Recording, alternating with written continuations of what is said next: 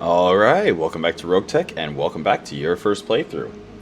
So, this is where we left off, but future me will now be putting in, after I finish building the Calcifer, after I finish rebuilding Calcifer and the Firestarter and the Phoenix Hawk, and then I build the Stormcrow, Urban Knight, and Lineholder, this is the situation, and seeing that I'm one and a quarter million C-bills short, yeah, I absolutely regret not taking the parts of the AMS boat, because apparently they were very, very valuable and I didn't even check. So we have this Chameleon 8V that I'm probably not even going to build, realistically. Because by the time I finish all these builds, and by the time I finish getting them all tested and finished and wonderful, I'm probably not even going to be building the Chameleon. And if I do, well, then my mech base full. So what's more likely to happen is I'm probably going to end up building the Chameleon, selling hopefully the XL engine and whatever else we get out of it, and then scrapping the rest. Because, yeah, I'm not in a position to actually be able to afford to build a 50-tonner in addition to everything else I'm trying to build. But I didn't even think to check, because in post-game, in the loot table, you can actually check value, which I'll show how to do next time we drop on a mission. The comments that were made that I should have taken the 3 out of 4 parts offered in case I was able to build it, or if nothing else, just to scrap it for insane value. Absolutely correct. Absolutely correct. But it's fine. Mistakes were made. It happens. Especially when I am recording these in a massive burst. I'm gonna try to not do that anymore, because admittedly by the time I got to that point I had already been recording basically all day. So my brain was extra mush. And then I was editing last minute, late at night and everything for most of the videos last week. So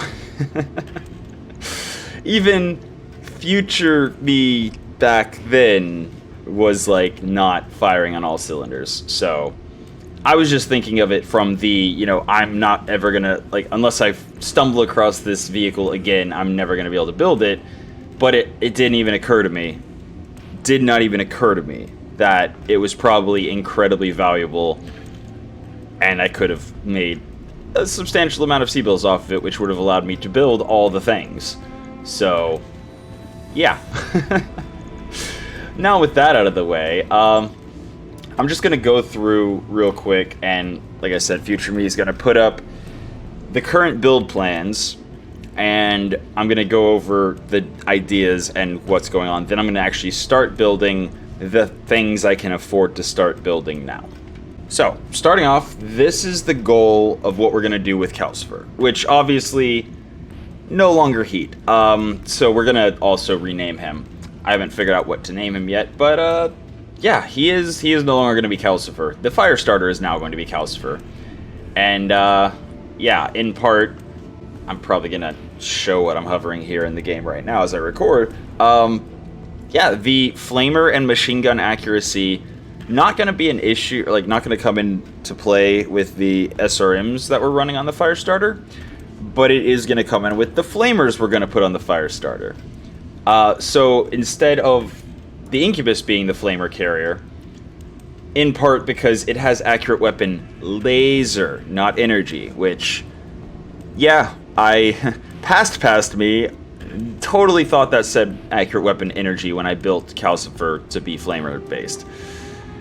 But no, we have not been making any use out of the accurate weapon laser quirk at all. So, to that end, again, this is the new build we're going to be going for. But before we can do that, and I can go into all the details of how we do it, I'm going to have to take stuff off the Firestarter and things. So, that's the first project. Well, I say the first. We're going to do a lot of this at the same time. But the first thing is to make Calcifer better by actually taking advantage of the accurate weapon laser, and also making it a more concise build of, we're going to use the insane mobility to run behind enemies, open them with lasers, and then crit them out, hopefully. So that's going to be fun. And also, since it's then going to be great for an initial salvo on an enemy, the tag is going to also be much more valuable than I'm going to hit them with a bunch of flamers and tag them. Alright, so here is the new Firestarter build. You can tell we're going with heat. We're going with all the heat on the Firestarter. In part, this is because what I mentioned prior of, like, you don't really want to spread heat over 3+ mechs, because then the missions where you're not dropping all of them, you're not getting the heat that is hopefully going to be shutting people down. But by loading most of the heat onto the Firestarter, we are then able to fairly reliably get people toasty with just the Firestarter. So in missions that we're not dropping the Firestarter, okay, we're not really messing with heat. But whenever we do drop the Firestarter, then all of a sudden we have a very handy, heat-based build. And it also has the regular SRM ammo, so if we want to do damage, we still have 16 SRMs, so 160 splash damage that we can hit somebody with without, any big deal at all. Also worth noting is we're going to use the SRM counter missile there, so that we have potentially the ability to intercept up to 16 missiles, including SRM counter missiles are really, really good against large, like, arrows and thunderbolts and things like that. So the Firestarter, once we're done with this particular refit, is going to be absolutely amazing for what it's designed to do. And also, since it's an Omni, as you can see, 2 days. Not bad at all. And then in addition to that, the plan with the Phoenix Hawk is to turn it into a kind of like semi-mobile, long-range, snipery AMS boat. So with the amount of AMS it's carrying, it should be able to protect itself very well as any other longer-range, less mobile mechs that we have, for example, the Bushwhacker. And since the Bushwhacker also has an AMS, we're going to have really, really solid AMS coverage for our backline, which means LRMs and SRMs and things are going to be largely ineffective. And yeah, this is an example of using the Heavy Pharaoh on a slightly lighter mech, because we don't, like, as a 45-ton mech, we're not really needing all of the slots. Although we are going to have to use Clan Pharaoh to be able to fit the heavy... Clan Indo to be able to fit the Heavy Pharaoh. But it's fine. It's fine. We do have to be cautious with ammo explosions because we do not have case of any kind. But if we manage to get case 2, I might be able to find half a ton to just give it that little extra bit of safety. However, at extreme range versus enemies, because the light PVCs do have quite a range, so we should be able to have, defenses from being at range. We should be able to be somewhat evasive, so it should be fine. Alright, so the Urban Knight is going to be ready, and we're not going to have to put much more into it.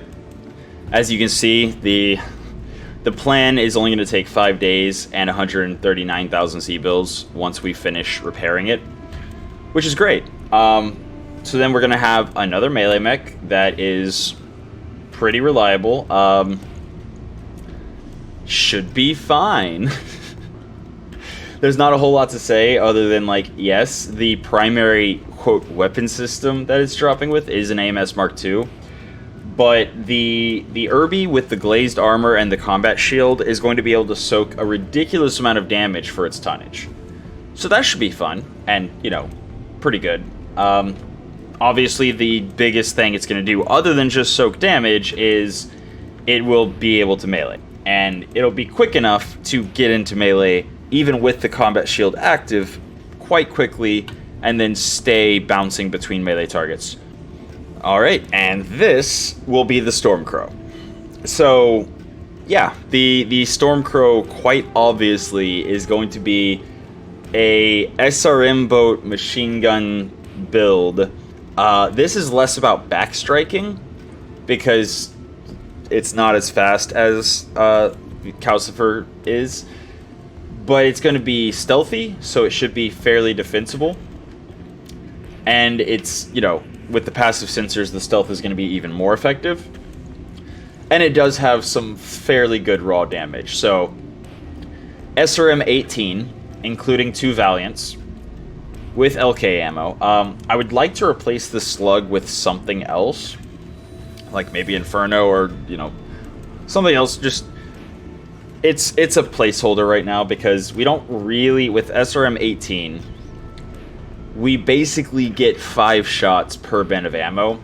And with 5 shots of LK and 5 shots of standard SRM, we don't really need any more Alpha Strikes of just damage, but that's all other than the slug that I currently have. So, yeah, that's where we are with that. And you will note the Case 2, very valuable on a mech that has 4 ammo bins in the side torso, as well as the beta pod. So we do have the beta pod that, if it doesn't fire off before it gets crit, will explode. So it's, you know, good to have protection there. Oh, also the supercharger, to potentially give us the opportunity to kick the supercharger on and maybe get a back strike when we otherwise wouldn't, or maybe get into a flank that we really want to get into. Yeah, simple. And then, at long last, the final piece of the puzzle, the line holder that we cannot afford to build right now. As you could tell from the first like slide that I showed, this is the main reason we don't have the money to arrive with everything built. So what I'm going to likely do is make a partial build without the XL engine and just try to fit our budget by the time we arrive and get some of this work done. But yeah, the idea is this is going to be a long range, although it does have a couple medium lasers for if it does ever get into medium range, but primarily just a long range, hey, we're gonna shred stuff. In addition to that, you know, damage output that it's gonna have with the smaller core, it won't be such a big deal that it doesn't have much evasion because, 1, range inherently gives some protection. 2, it's going to be covered by all of the AMS from the Phoenix Hawk and the Bushwhacker whenever we drop it. And I forget whether I was saying ABC or 1, 2, 3, but the final point, yeah, we're going to have the Warfare Suites back around it, so it's going to have actually a considerable ECM shield on top of the Guardian ECM, just from the Warfare Suites being around it. So it may be a little bit risky dropping it and, you know, running it, but at the same time, it should be fine, and we'll have a chance to test how dangerous dropping it is by not including the XL engine yet and just dropping the 200 core with standard engine. And then if this doesn't work, if it does get shredded before, you know, whatever, we don't have to worry too much about losing it because, yeah, standard engine, so it can lose both side torsos and still make it out of the mission alive. But, yeah, the plan is to get those done soon after we arrive, hopefully. And then the other Incubus and the Assassin that are just standing by, and the Lamb that's just standing by, we're actually going to wait to get more equipment because, yeah, part of the reason the builds look like they do is because I actually ran out of SRMs. So a little bit less than ideal on, you know, some of the weapon systems. I would actually like to replace the large pulse laser in the line holder with a just large laser. There's adjustments that will need to be made as I get whatever equipment I randomly get and adjust them on the fly from there. So, with all that said, let's get to work on what we can do. And the first thing we can do is bump the line holder to the bottom, because we're not going to have the time to actually finish it. But I think we will have, I mean, we won't have the money to finish it, but I think we will have the money to finish everything else. So let's get the other things repaired, as we travel. And then once we've got repairs done on basically everything except the line holder, we're going to start building things. And then we're going to, again, try to get whatever we can with the line holder finished before we arrive. One more day. There we go. So, the first thing we need to do before we get started on anything is to drop the AP Gauss rifles off the fire starter. So, by dropping the AP Gauss rifles off the fire starter, we're able to go put them on Calcifer, which obviously means we don't need the Valkypure Ballistic anymore.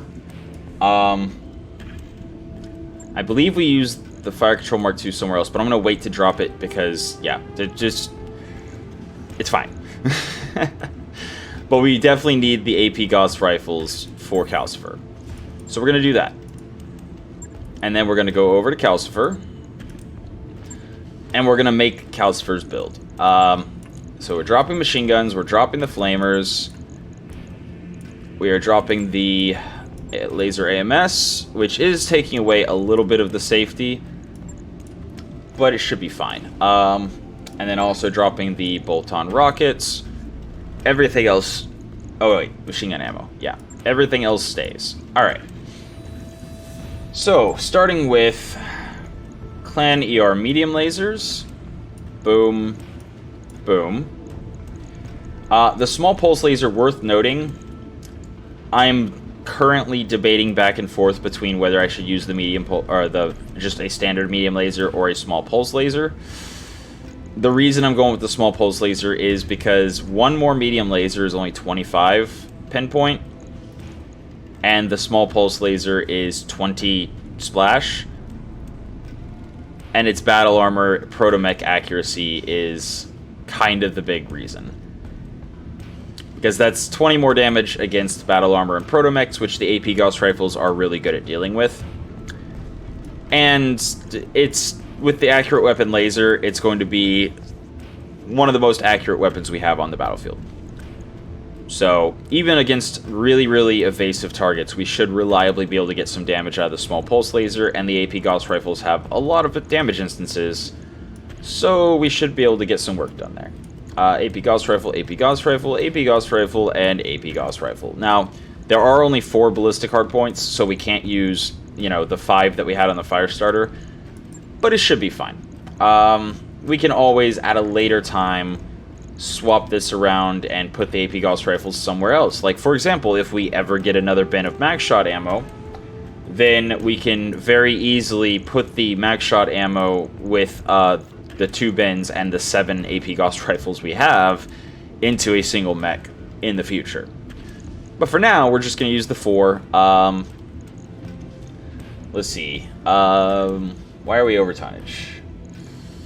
Okay. Yeah, we're swapping the Guardian ECM for Clan Guardian ECM. That's the hiccup there. In part because, as I mentioned when I got them, the Clan Guardian ECM is better for active use while you're running amongst the enemies. So it actually saves half a ton and makes what we primarily want to be doing with the Guardian ECM better. There we go. And now we put in the fun stuff, being the Exchanger, as well as the Stealth X. And it is worth noting, we still have 1.4 tons of carry weight. So if we get, say, a 1-ton handheld weapon, we can use it, because we have hands. So that's fun. But yeah, so that's Calcifer's build, and we're gonna... What's a good name for... I should have thought of this before I started recording. What's a good name for a very, very zoom mech that's gonna be stabbing people in the back quite often? You know what? We'll just call him Fatalis. Sure. Why not? It's fine. Alright, on to the fire starter. So this is gonna be the quickest refit, because, Omnis are very fast. So, dropping the Chameleon LPS immediately. Tossing in the Clan Pharaoh. And then, what else are we doing here? We're moving the SRM6s to the other side, because our left side's basically going to be the shield side, even though, you know, we don't really have a specific shield side with a XL engine, but the less valuable stuff's going to be on the left, as well as the more stable ammunition. So now we go with the weapons, and we're going to slot in a standard SRM4 in the side torso, the harder to replace flamers, the Pirate Flamer and the Clan Flamer, are going to go in the safer locations, and then regular flamers everywhere else. So as you can see, we still have the flamer that we did have on the Firestarter. That was kind of neat to go along with the Inferno missiles. But now we have 5 additional flamers. So basically I opted for being able to drop an additional flamer rather than an additional AP Gauss rifle. Now that we also dropped the Chameleon, we absolutely need electronic warfare, Guardian ECM. So there's that. We obviously need ammo for our SRMs, so we go with Inferno. Oh, we already have the Inferno. Yeah. I was like, where's my Inferno ammo? And actually, is the counter damage explode for 5 damage, 2.5 heat, versus explode for 5 damage, 2.5. Okay, so they're the exact same. Yeah. Cool. Alright. But the SRM were more likely to deplete faster, since that's the default damage missile. So we're only going to use SRM counter missile, obviously, when we have missiles coming at us that we need to intercept, or if we're closing distance. Whereas the standard SRM ammo we're going to be firing off pretty much constantly. And then we're going to use the bolt-on iRocket. There it is. Bolt-on iRocket 15. Again, putting it on the side torso that we're hopefully going to be keeping mostly towards the enemies, specifically so that whenever we do shoot it, it no longer can explode. And we're downgrading the Exchanger Double Plus to an Exchanger Plus so that we can use it elsewhere, and also because this build without the Chameleon LPS doesn't really need the Exchanger Double Plus anymore. And that, I believe, is almost everything. Then we just armor up. This we go up by 4. Max, max, max, max, and then the back, 30, 30, 45. I mean, actually, you know what? I'm gonna make a slight change for my plans, because it is an XL engine. So something like that, and then drop these down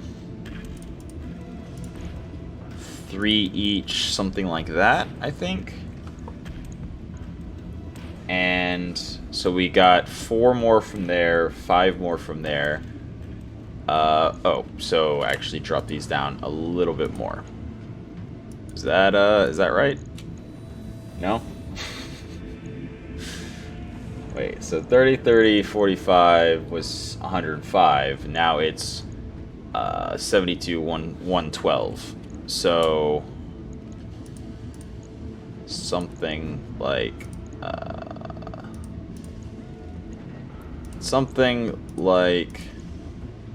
that. Yeah. All right.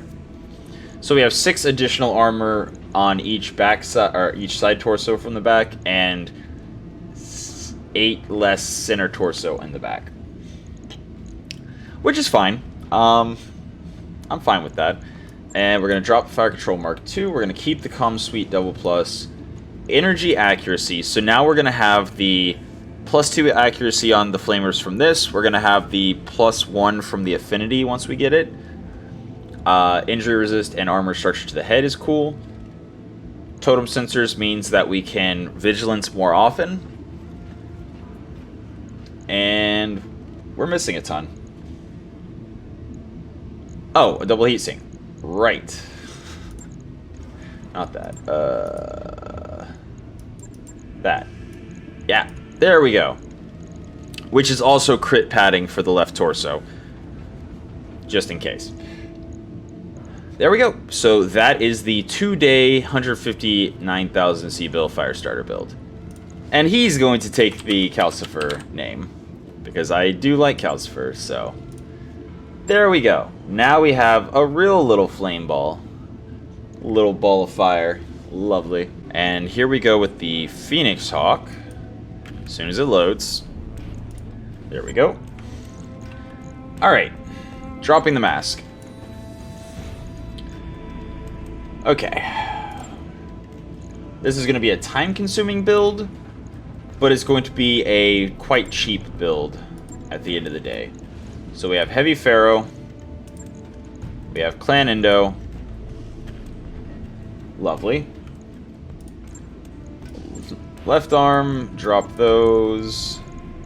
Add in light PPC, light PPC, light PPC, and light PPC. Beautiful.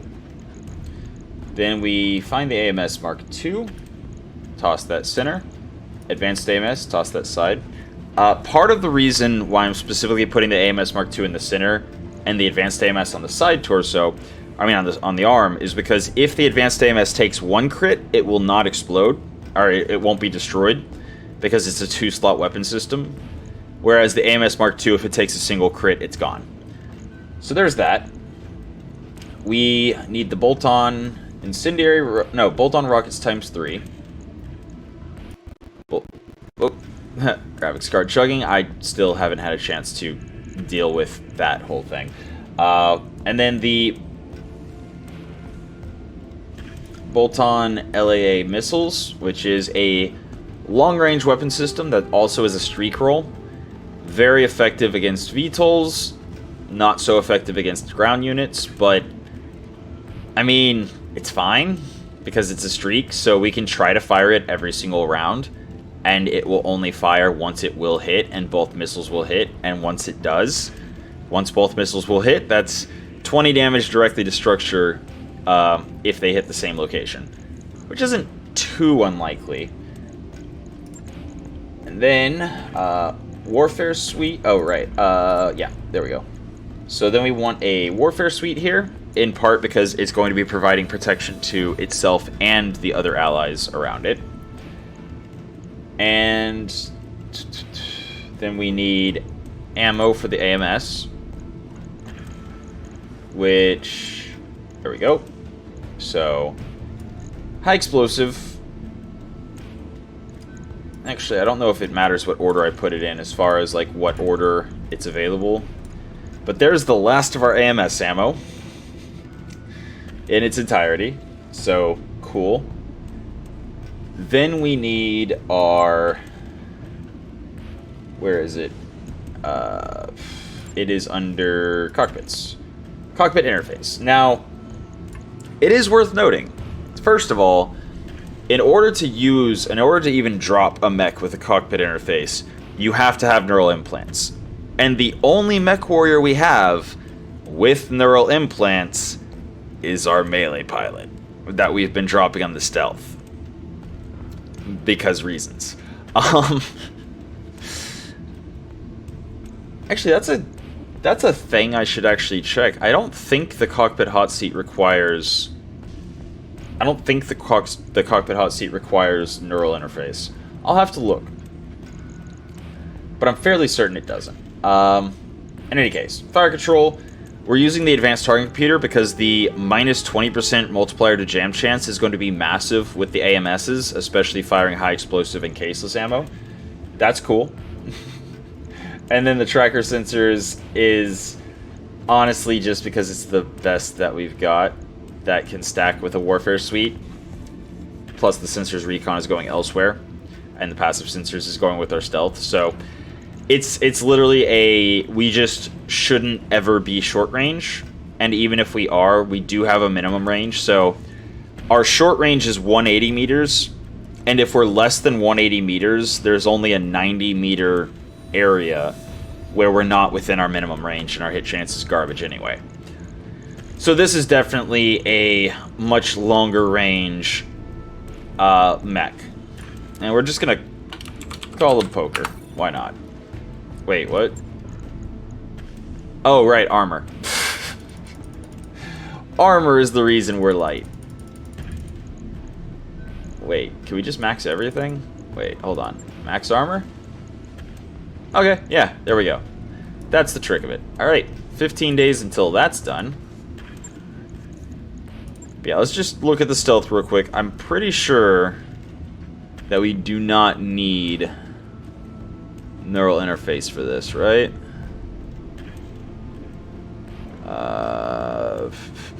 Chance of failure. Center torso receives failure penalty. Yeah. Does not need neural interface. So we're actually going to be putting our melee Mechwarrior on a long-range mech that doesn't do melee. But it's fine. It's completely fine.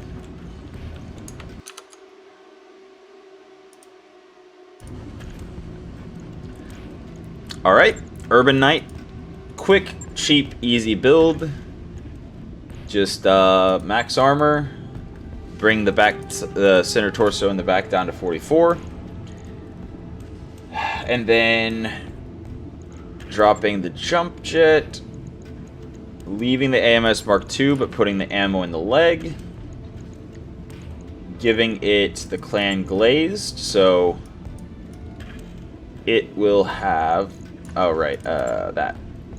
So it will have damage reduction against energy weapons. It'll have the AMS to intercept missiles, so it'll only take extra damage against ballistic, but it also has the combat shield, which will basically negate the extra damage from ballistic. So we've got ourselves a tanky little 30-tonner. Then I also need to add Indo Steel. Just regular's fine, because we're not going to be able to use all the slots with our very limited... with our very, very limited armaments. Toss in the whopping 270 core. Drop the compact heatsink, because we actually don't really need more than just standard cooling and a single heatsink. And with 11 heats... No, 12 heatsinks. Where'd the other one? Yeah. So with 12 heatsinks, we are actually able to run the Vibrosword and Cockpit Hot Seat fairly reliably, and then cool down as needed whenever they're off, if we don't have a melee target, for example. We have the Rocket Pack 5 for a little bit of damage as we close with, and once we're behind people, smacking them with our sword.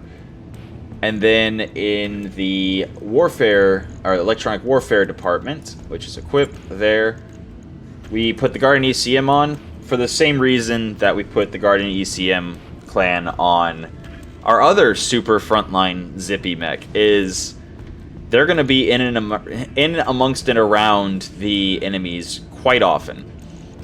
So in addition to saving half a ton, which basically allows us to have an extra half ton of armor, or, you know, have the rocket pack, it also is going to make the active ECM jamming as we run around inside the enemies better. So, yeah. There we go. Now then, the last of the full builds we're going to do before we arrive is the stormcrow. So, first things first, because the stormcrow has a 330 core, we're able to use the compact heatsink kit without any actual compact heatsinks. And if we do end up using additional heatsinks, we have 3 heatsink capacity in our engine. Yes, compact heatsinks will weigh more than standard double heatsinks, but it is possible to do it.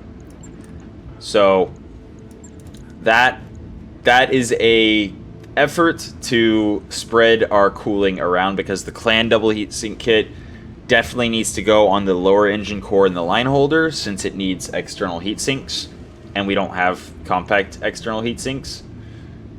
In any case, yeah, here's where we're going with the Chameleon.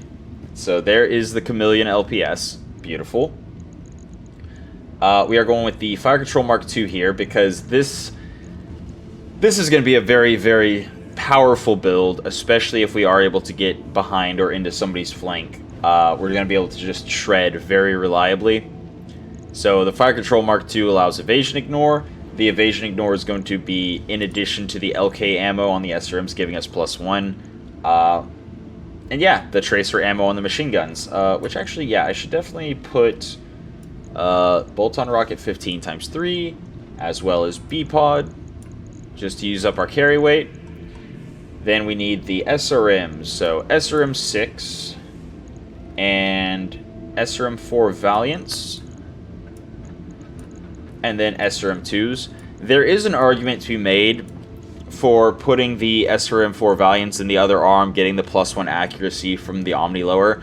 But after thinking about it more, and kind of what I was thinking whenever I was putting it on, or putting it together, you know, between episodes, I think I'm just not going to use an Omni lower on that arm, specifically because we don't have a bunch of spare, and that kind of just completely negates the discussion. So the SRM 4 Valiants stay in the safer side torso slot, and the SRM 2s aren't going to have the extra accuracy anyway, so it's fine. Now then, clan machine guns. Clan machine guns. I mean, I could also put one of the SRM 2s with the SRM 6, because that is going to be a place where we do benefit from the... But then again, yeah, just the idea is we're trying to kind of protect the stuff that's more valuable. If I do get like an SRM 2 Valiant or another SRM 4 Valiant, I can absolutely swap it around, put the machine gun on the other arm, and then have that with more accuracy. But it's... For now, this is fine. For now, it's completely fine. But yes, definitely need to get the passive sensors, which I know it drives some of you crazy when I scroll like that, but it's just... Yeah, I'm also looking for the Beagle Probe and stuff, which is actually at the bottom. So we got Beagle Probe. We have Supercharger, which again primarily is to try to get into those more advantageous positions. And that's also why we're bringing Case 2 on the side torso. I mean, in addition to the fact that we don't have Case from the Chameleon LPS instead of Clan Armor, it's also just, you know, it's nice. I was actually going to build it with a mask, but the mask actually weighs more, even though it's a 330 core. So mask is definitely better for lighter mechs, for mechs that are, you know, lower tonnage. And superchargers are better for mechs with higher tonnage, regardless of the engine core size. But I guess if we were dropping like a 400 core and a 50 tonner, then yeah, the mask might still be possibly better. Maybe. And then I think we just need ammo and Case 2 from here. So there's Case 2. Ammo is LK, highest accuracy. Standard SRM in case we run out of LK. And Slug because, as you can see, we literally have nothing better. And, you know, being able to possibly knock somebody down, especially if we're shooting them from the front, kind of handy. It's an option that we can take advantage of. And then the machine gun ammo is machine gun tracer. Boom. And then we're going to definitely drop Braver on this, since he does not have any recoil when he's firing the machine guns. So we're going to be able to fire ×6 as long as we don't jam. And with the Cockpit Clan giving us 1 gunnery and the +1 gunnery from the Fire Control Mark II, we're working slowly but surely on getting rid of this 10% jam chance per shot above 3. So, yeah, that's a thing that we hopefully will be able to mitigate before long. And then just fire ×6 every time, all the time. And other than that, we just go up to 172 on the front here. We leave the back armor where it is. We max out the side torsos. And that... Oh, right, patchwork. Patchwork. Wait, where's the patchwork? Yes, it appears the patchwork is on another mech. So, we're gonna drop the supercharger for now. And then validate it. We know we can put the supercharger on. Where's the patchwork? Was it on the Urban Knight? I think it might have been on the Urban Knight.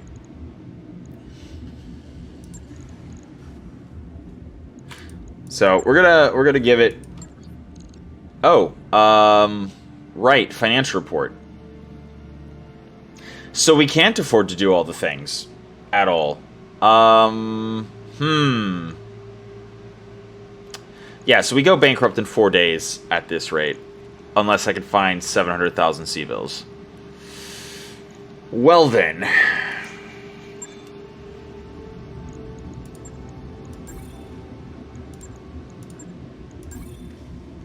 Well then. And I can't sell because I'm in the middle of traveling.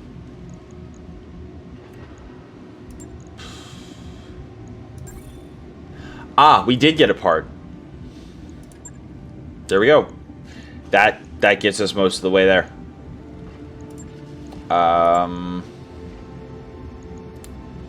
Warrior, I'm never going to build. Way too little armor. Cephalus, I might build. Yellow Jacket. It's a primitive, so that means it's also not worth a whole lot. But it could allow us to build a Yellow Jacket that's better. Irby part. 13,000. This is a valuable spider. But it's not valuable for scrap values. Puka's not really worth scrapping. Kit Fox is going to be full of good stuff. Only 60,000. I might actually run a Badger. Especially if I get battle armor up and running. But I don't think I'm going to run the Zoria. In part because it only has 4/6 movement. So it's going to be very low evasion. And I mean, it scraps for all I need. Yeah. Alright. So let's go through this financial report. And I don't really have the money to upgrade the Argo anymore. So we are actually going to go to normal so that our bill for the next financial report is considerably lower. And with that, I now have 30 days to make 1 million C-bills, but we don't arrive for 17 days. So I actually am only going to have 13 days. Also, we arrive in 17 days. So poker will be done as we arrive. 3, 5, 8, 9. So get that done. Yep, there's the Irby. There's the patchwork. Wait. Then if I drop the patch... Okay, hold on. Because in the sketch I did... I don't have the patchwork on this mech. Anywhere.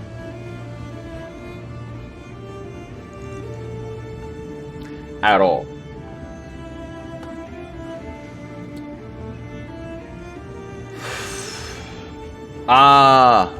Okay. Leg armor. Actually down to 64. That's how we did it. And then that lets us put... Okay. Got it. Although now we only have 89,000, so... This is important. Let's go look at our barracks. And we'll look to see... so, Merchant has a chance of getting us 1,000 C-bills. And then Hellion, again, this is the only Mechwarrior we have with neural implants. So unless there's one that's able to be hired at the planet we're going to, this is the Mechwarrior that we're going to have to drop with the cockpit interface. But she's not really great at melee anyway, other than just the levels and stats that we've given her. So it's fine. Also criminal. 10% chance to steal 1,000 C-bills from or for you. Okay. But I think as long as we don't have too many criminals, then we should be fine. Because we finished traveling, right? I think. Yeah, so criminal. Yeah. Yeah. Alright.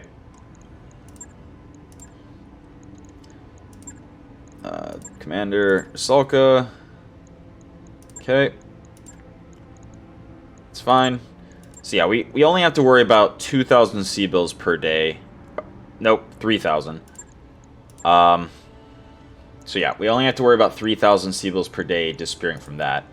And we are currently in transit to the jump ship, which means we're going to need another 25,000 once we get there. But it should be fine. Right? Yeah, also, it is the stormcrow, I believe, that we need to put the patchwork in, and putting the patchwork in is going to cost money. So, we're going to want to put the patchwork in, which I believe is under, yeah, structure. And, no, that goes over here. And then, actually, no, we can put the supercharger in the side torso.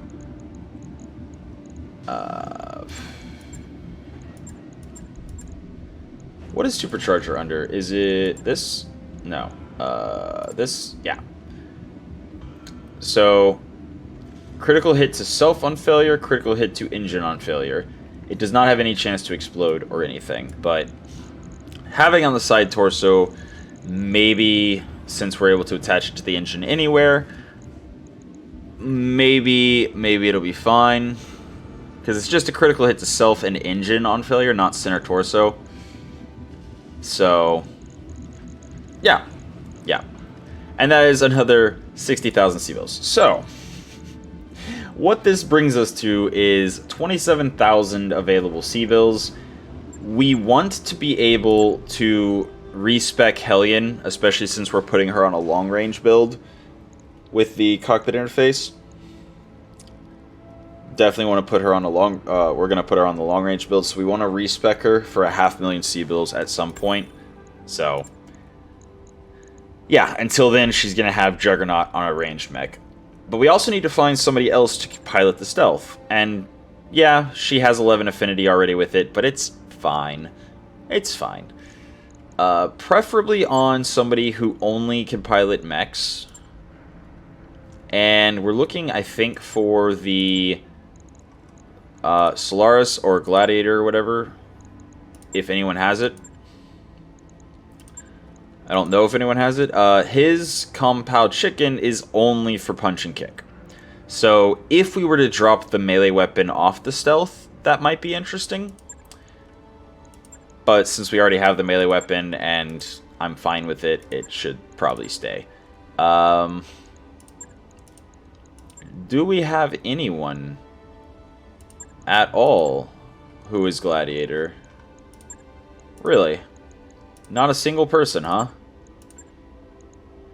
Interesting. Yeah, not a single person. Alright. So we will be on the lookout for a melee character. Although, for now, we can totally try to get Uranos here up to a melee mech, because, or up to a melee build, because, yeah, the 7.5% punch kick damage and +2 punch attacks is strong, and then the always destabilizes on hit is even stronger. So, we definitely want to put him in something we can punch and kick with. But for now, I am going to save having done all that stuff, and that way, if we do somehow bankrupt as we travel, then yeah, I can reload the save and not have to do all of that over again. But yeah, so that is how we're going to arrive in 8 days with Poker, the Urban Knight, the Stormcrow, all the others ready, and then also the line holder will be ready to, at the very least, do something with to make it droppable. But we'll do that next time. For now, that's been your episode of Roguetech for the day. I hope you enjoyed it, and until next time, have a good one.